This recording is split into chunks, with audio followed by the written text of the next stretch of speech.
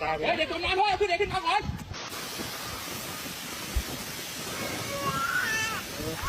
ขับผ่านน้ำขับผ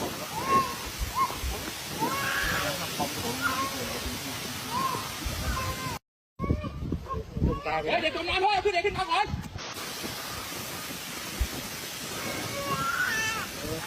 ขับผ่านน้ำขับผมที่อินฟูสาวหรืออินฟูบ่าวเนาะหลายๆคนที่บอกว่าแบนสินค้าไทยแบนเงินบาทไทยแต่ประชาชนตาดำๆเนาะต้องอพยพ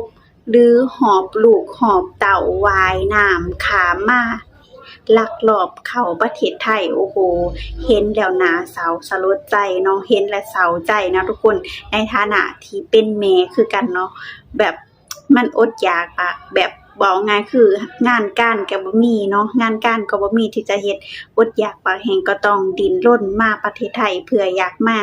หางานทำแต่สุดท้ายก็ถูกจับได้จ้าตายไปเด็กจมน้ำพ่อขึ้นเด็กขึ้นมาก่อน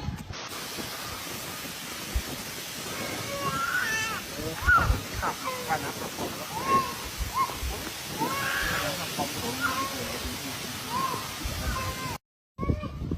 มตายไปเด็กจมน้ำพ่อขึ้นเด็กขึ้นมาก่อน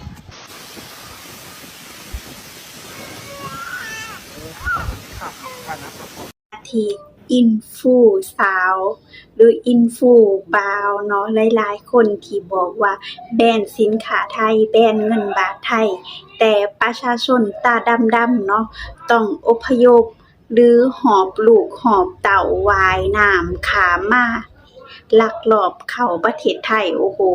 เห็นแล้วน่าเศร้าสลดใจเนาะเห็นและเศร้าใจนะทุกคนในฐานะที่เป็นแม่คือกันเนาะแบบ